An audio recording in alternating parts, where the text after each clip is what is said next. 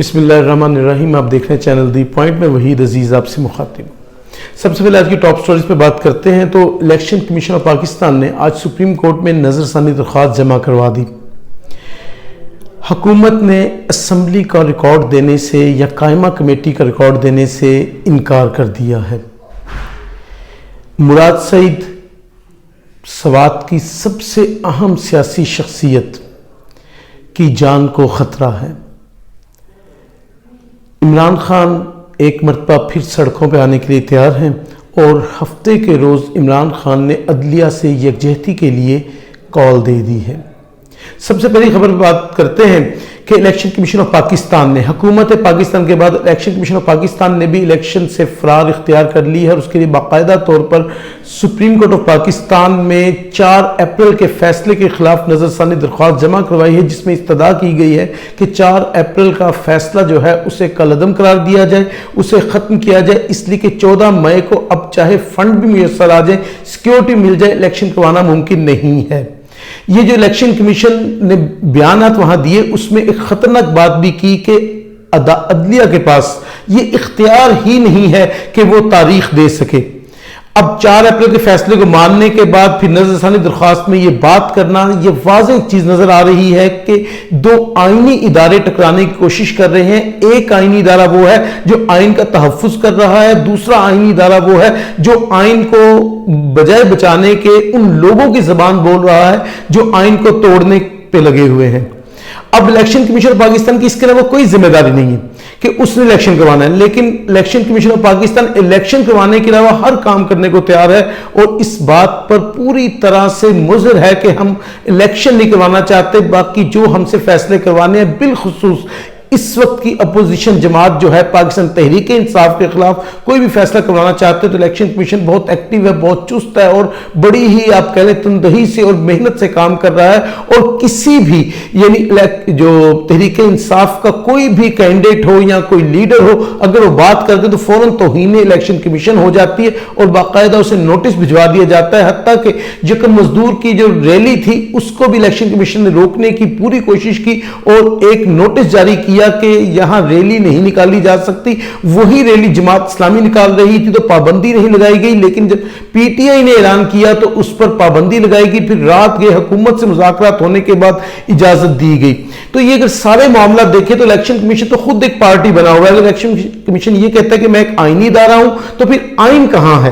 کیونکہ election commission میں آئین کے علاوہ ہر چیز نظر آ رہی ہے. الیکشن کمیشن اس وقت شریفیہ اور زرداریہ معاملات زیادہ نظر آ رہے ہیں، آئین کے معاملات نظر نہیں آ رہے.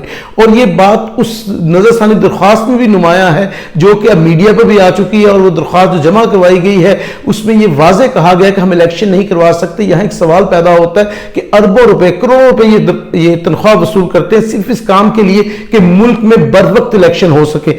ایک ادارے کا جو کام ہے وہ کام بھی نہیں کر رہا تو اس کا مطلب اس ادارے کو بند ہو جانا چاہیے. اس ادارے کی ضرورت نہیں رہے گی. وہ تو سفید ہاتھی کی طرح ہماری اکانومی کو جو ہے یعنی ہٹ کر رہا ہے اور اس طرح ہٹ کر رہا ہے کہ ہمارے لوگ جو بھوک سے مر رہے ہیں اور یہ لوگ عشرت میں پڑے ہوئے ہیں. یہ الیکشن کمیشن آفس کے لیے جگہ خرید رہے ہیں. سرگودا میں جگہ خریدی گئی، پھر جو لوگ بھرتی کیے گئے کئی ذیلی ادارے درمیان میں بنا دیے گئے اپنے لوگوں کو ایڈجسٹ کرنے کے لیے. یہ جو یعنی سکندر راجہ صاحب ہیں یہ بڑے بڑے کارنامے انجام دے رہے ہیں. اگر یہی کام کوئی پولیٹیشین کرتا تو اب تک اس پر کئی کیسز بن گئے ہوتے، لیکن چونکہ یہ بیوروکریسی ہے، افسر شاہی ہے، ان کو پوچھنے والا ہی نہیں ہے. بہت مختصر بات یہ ہے کہ آج درخواست جمع کروا دی گئی اور استدعا کی گئی کہ اپنے فیصلے کو سپریم کورٹ کا لدم قرار دے، اس فیصلے کو ختم کرے اور ساتھ ہی یہ بھی استدعا کی گئی کہ جلد سے جلد اس کی سماعت مقرر کی جائے. یہ آج کی سب سے بڑی ڈیولپر کہہ سکتے ہیں الیکشنز کے بارے میں ہوئی. اب حکومت نے جو یعنی نوٹس تھا سپریم کورٹ کا پریکٹس اینڈ پروسیجر بل کے بارے میں، اس کے لیے ریکارڈ طلب کیا تھا اسمبلی سے بھی اور جو قائمہ کمیٹی میں فیصلے ہوئے تھے اس پر بھی.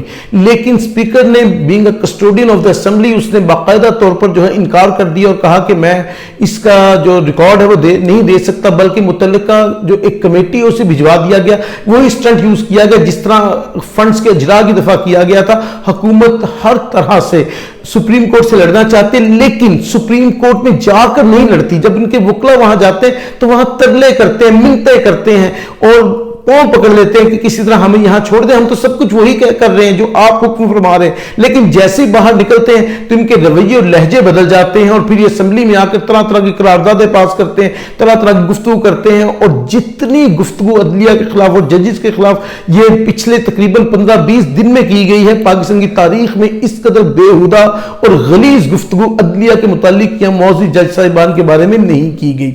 और ये हुकूमत किसी भी सूरत में ना तो फंड्स जारी करना चाहती है, ना वो रिकॉर्ड जारी करना चाहती है। इसलिए रिकॉर्ड जारी करेंगे तो सबके पोल खुल जाएंगे। रिकॉर्ड में है क्या, उस मीटिंग के मिनट्स में है क्या? सिर्फ अदलिया को गालियां दी गई हैं, जजेस को बुरा भला कहा गया है, उनके फैसलों पर तनकीद नहीं बल्कि उनकी जात पर तनकीद की गई है। इस हद तक यानी गलत लफ्ज बोले गए हैं। तो यही खौफ है हुकूमत को, ना अहली का खौफ है हुकूमत को, हुकूमत के उन अराकीन को, उन वुज़रा को जिन्होंने बढ़ चढ़कर जो है बढ़ के तो बहुत सी मार ली, लेकिन अपने दिफा में कुछ नहीं कह सकते। बार बार 3-4 के फैसले को रोते हैं। यही बात इनके वकील जाकर अदालत में क्यों नहीं कहते कि फैसला 2-3 का नहीं बल्कि 3-4 का है, लेकिन वहां ये सब कुछ भूल जाते हैं। इसी तरह एक और बड़ी अहम बात जो है वह मुराद सईद। मुराद सईद एक नौजवान लीडर बनकर सामने और बाकायदा तौर पर जो सवात में इस वक्त उनसे बड़ा कोई रहनुमा सियासी तौर पर नजर नहीं आ रहा, लेकिन उस शख्स की जान को खतरा है, इसलिए कि हुकूमत उसे गिरफ्तार करना चाहती है। और गिरफ्तारी की वजह वो शख्स था जो सबसे पहले यानी दुहाइयां दे रहा था किसके खिलाफ, जो दहशतगर्दी थी, और उसी शख्स पर दहशतगर्दी के मुकदमे काट दिए जाए। अब किसी सूरत भी उसे गिरफ्तार करना है और उसके लिए बाकायदा टीमें बना दी गई, छापे मारे जा रहे हैं। और मुराद सईद की जान को बिल्कुल उसी तरह खतरा है जैसे अरशद शरीफ की जान को खतरा था।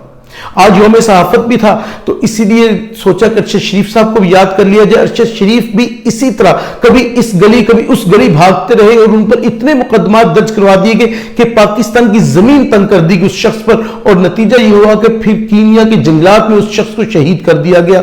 यही मामला इस वक्त जो है मुराद सईद के साथ भी चल रहा है कि मुराद सईद के खिलाफ भी बहुत से मुकदमात दर्ज कर दिए गए हैं और हर हाल में मुराद सईद की गिरफ्तारी को यकीनी बनाने के लिए बाकायदा फोर्सेस को टास्क दे दिए गए हैं। क्या मुल्क के सबसे बड़े मसाइल यही हैं कि इमरान खान को गिरफ्तार कर लिया जाए, मुराद सईद को गिरफ्तार कर लिया जाए, असद उमर को गिरफ्तार कर लिया जाए, फवाद चौधरी को गिरफ्तार कर लिया जाए, मतलब कि उन तमाम मुखालिफिन को गिरफ्तार किया जाए जो इनके खिलाफ बोलने। क्या इससे पाकिस्तान की इकोनॉमी ठीक हो जाएगी? क्या इससे पाकिस्तान के गरीबों के मसाइल हल हो जाएंगे? क्या इससे आम लोगों तक जो है वो तमाम वसाइल पहुंच जाएंगे जो उनका हक बनता है, जिस पर ये लोग सांप बनकर बैठे हुए हैं और वसाइल उन तक पहुंचने नहीं दे रहे? ये बड़े अहम सवालात है, लेकिन हुकूमत की जो तरजीहात है वो सिर्फ मुखालिफिन को दबाना है और अपने इक़्तिदार को तूल देना है, इसके अलावा कोई और तरजीहात में शामिल नहीं है। अवाम कहां है इसका तो इल्म भी नहीं उन्हें। ये वो जमहूरियत चाहते हैं जिसमें जमहूर ना हो, ऐसी जमहूरियत ये जो है उसको ही ये डेवलप करना चाहते हैं। इसके लिए इमरान खान ने एक मरतबा फिर मुतहरिक हुए और मुतहरिक होने के बाद इमरान खान ने अदलिया से इजहार यकजहती के लिए हफ्ते के रोज कॉल दे दी। और ये सब लोग जानते हैं, ये हुक्मरान भी जानते हैं कि इमरान खान की कॉल का मतलब ये है कि तमाम शहरों में लोग अपनी मर्जी से बाहर निकलेंगे, बिरयानी खाने के लिए या कीमे और नान खाने के लिए निकलेंगे। ऐसा नहीं होगा कि मैंने एमपीएस की ड्यूटीज लगा दी जाए कि तुमने 10 बसें भर के लानी है, अगर ना लाए तो तुम्हारे लिए मसाइल पैदा होंगे। इमरान खान के कहने पर जो पब्लिक निकलती है फैमिलीज की सूरत में निकलती है। लोगों को इल्म है इस बात का कि एक ही शख्स इस वक्त ऐसा नजर आ रहा है जो इनसे हटा, बाकी तो ये 12-13 छोटी मोटी जमातें जो असेंबली में हैं या नहीं है वो सारी की सारी तो एक तरफ बैठी हुई है। सिर्फ एक ही शख्स तो अपोजिशन कर रहा है और वो जो शख्स अपोजिशन कर रहा है उसकी आवाज को दबाने की अगरचे कोशिश की जा रही, लेकिन अवाम ने उसकी आवाज को दबने नहीं दिया। वो जहां निकलता है उसके साथ एक बड़ा काफिला चल पड़ता है, लोग ही लोग नजर आते हैं, ताहद्दे निगाह लोग होते हैं। जो सियासी किसी भी सियासी लीडर की सबसे बड़ी ख्वाहिश ये होती है कि लोग उसे अपनी पलकों पर बिठा लें, और ऐसी कैफियत इस वक्त इमरान खान की है। आप बहुत से इख्तिलाफात कर सकते हैं इमरान खान के साथ, अपने दौर में बहुत गलत फैसले किए होंगे, आप तनकीद भी कर सकते हैं, लेकिन मामला यह है कि सारे बुरों में से कम बुरा इस वक्त लोगों को इमरान खान नजर आ रहा है और इसीलिए लोग उसकी आवाज पर लब्बैक कहते हैं। तो हफ्ते के रोज इमरान खान ने अदलिया से यकजहती का ऐलान किया है और लोगों को कॉल दी है कि वो बाकायदा बाहर निकले। अब हफ्ते के रोज हुकूमत की पॉलिसी क्या होती है ये देखना होगा। हुकूमत की अभी तक जो पॉलिसी है उसके मुताबिक वो हर तरह से इमरान खान को महदूद करना चाहते हैं। इसके अलावा और कोई मकसद हुकूमत के पास नहीं है, ना ही कोई विजन मौजूद है। वीडियो अच्छी लगी हो तो चैनल सब्सक्राइब कीजिएगा। इंशाल्लाह ऐसी किसी वीडियो के साथ फिर मुलाकात होगी। अपना ख्याल रखिएगा। फी अमानिल्लाह।